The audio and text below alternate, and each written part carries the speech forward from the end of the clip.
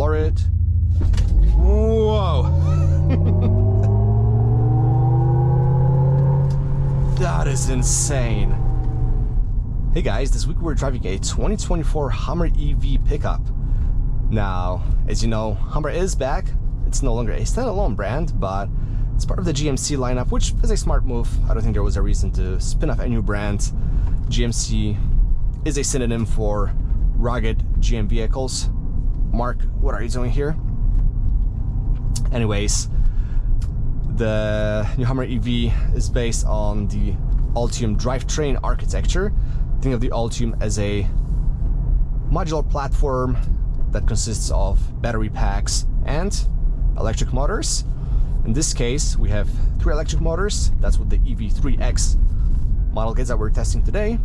We have 1 electric motor up front, 2 in the back. Total combined powertrain output is 1,000 horsepower and up to 11,000 pound-feet of torque. I know, this sounds insane.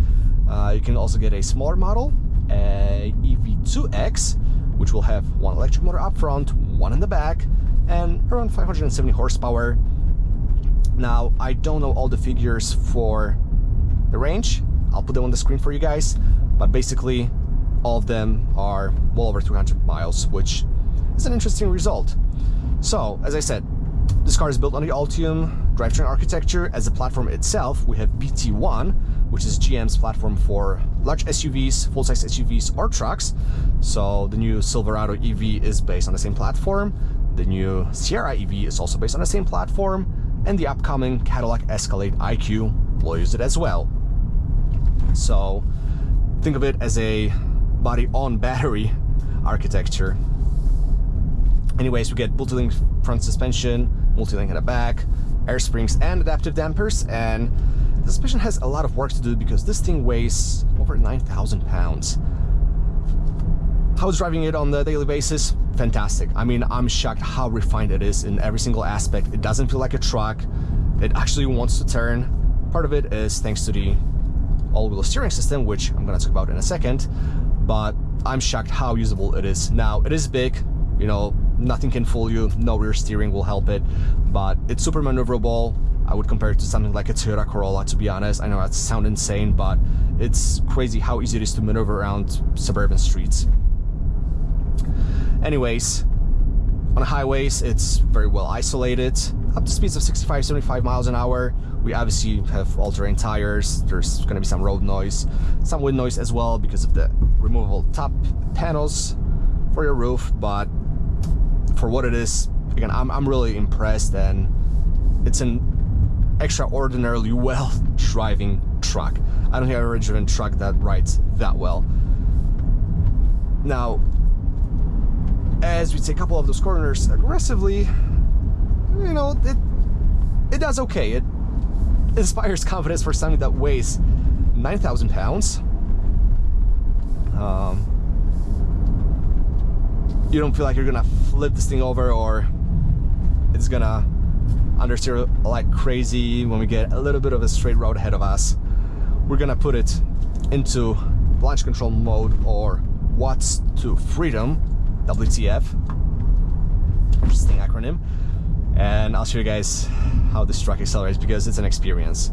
The cabin is fantastic, you know, for something that costs around $100,000. You get what you paid for, minus those plastic elements, but everything is well put together.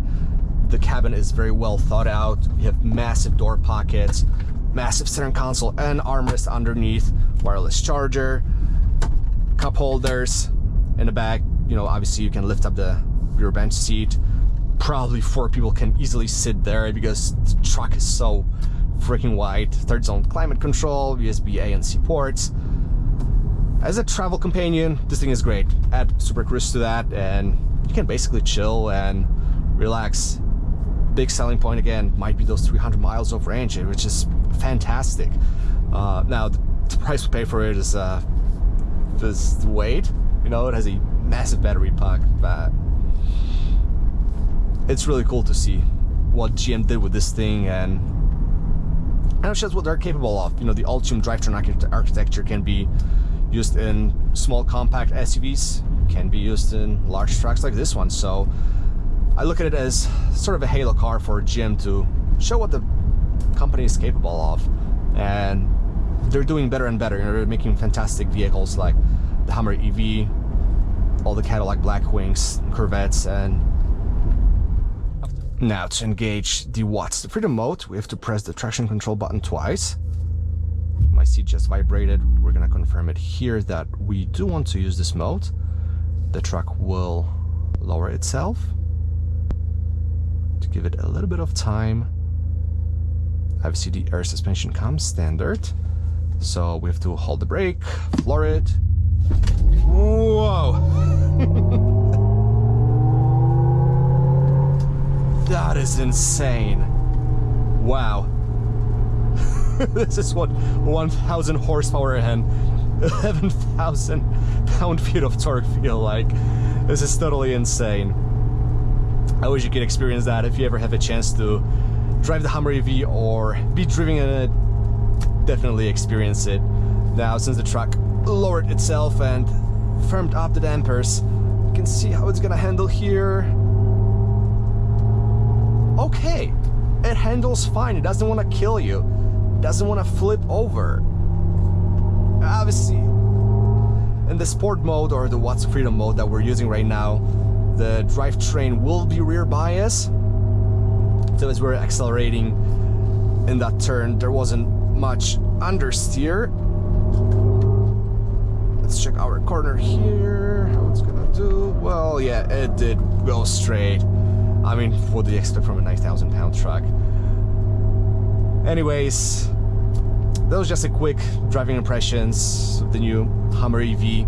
I really like it. Would I buy it? Absolutely not. But I understand why people may want to get it.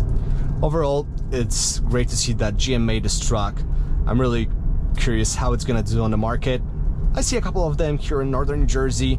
Not as many as the Cybertrucks, but those two trucks are for two different people. I think this is more utilitarian and people who actually will use its capabilities, whereas the Cybertruck is more of a flashy thing, but the Hummer EV with its design is also flashy.